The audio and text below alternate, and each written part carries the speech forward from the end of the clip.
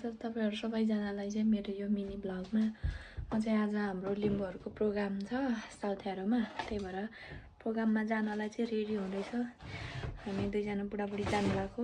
हामी चाहिँ बिहानैदेखि प्लान गरेको जानु भनेर, अहिले दिउँसोको चाहिँ 2 बजिसक्यो, अहिलेसम्म रेडी भएको छैन।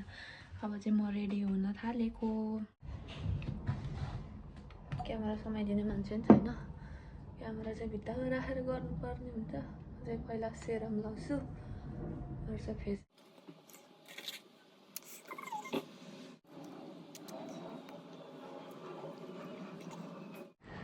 बिहानदेखि नै रेडी हुनु खोजेको। अहिले 3 बजिसक्यो त होइन, प्रोग्राम सुरु भएर पनि सकिन लागिसकेको।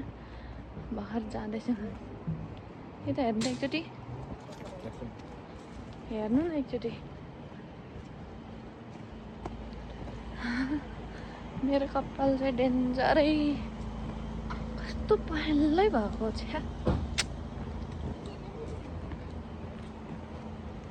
हामी चाहिँ जाँदैछौँ भाइ बुढाबुढी मिलेर।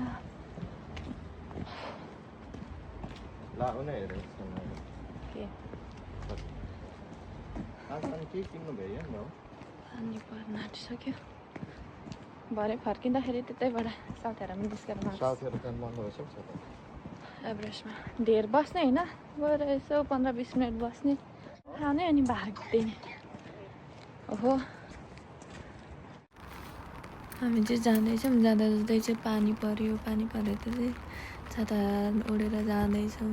यसो बाटोमा भिडियो सिडियो बनाउँदै फोटोहरू पनि खिच्दै जाँदैछौँ। बाटो के भन्नु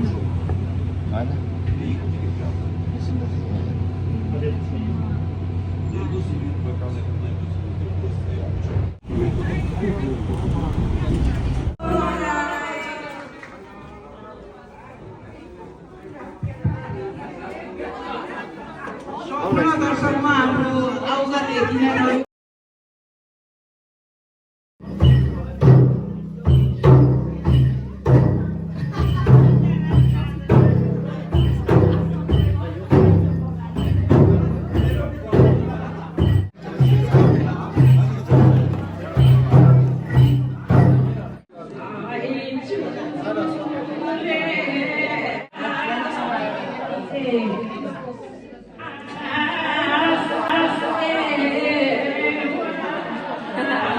खानाको लागि स्टेप लाग्यो।